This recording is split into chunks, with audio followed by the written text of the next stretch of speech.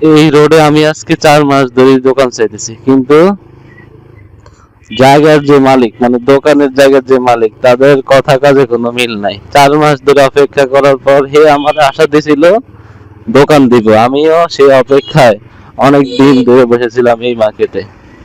কিন্তু পরবর্তীতে সে কি করলো, আমার লোক এক প্রকার ডিটও হয়েছে যে 8 লাখ টাকা অ্যাডভান্স, 15,000 টাকা ভাড়া, সবকিছু কনফার্ম, সে আমারে দিব। বলছে যে আচ্ছা ঠিক আছে, দোকানটা ছাড়লে তোমার আমি একটা দিমু, মূলত দোকান ছাড়বো 2টা। তো উনি আমারে কথা দিছে যে তুমি যেহেতু চাইছো, এতদিন ধরে অপেক্ষা করতেছো, তোমার আমি অন্তত একটা দিমু, তোমার নিরাশ করবো না। সেইখানে তার লগে আমি প্রতিদিন 2 দিন পর পর দেখা করতাম, খবর নিতাম কেমনে কবে ছাড়বো, কি আছে বিষয় জানার লাগা তার লগে একটা ভালো সম্পর্ক রাখতাম, জানতে চাইতাম। কিন্তু সেই লোক হে আমার নিজেই বলছে যে এখনো ছাড়ে নাই, ছাড়বো খুব তাড়াতাড়ি, ছাড়লে এরপরে তোমার আমি ইনশাল্লাহ একটা দিন।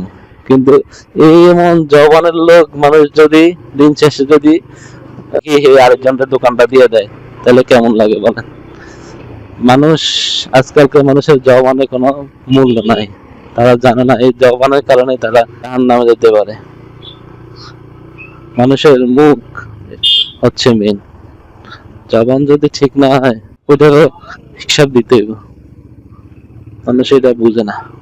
তাহলে তো আমার আশার দেওয়াটা তো কোনো মানে হয় না। মানে আশাটা বিশেষ কি লেগে, এই হচ্ছে মানুষের অবস্থা।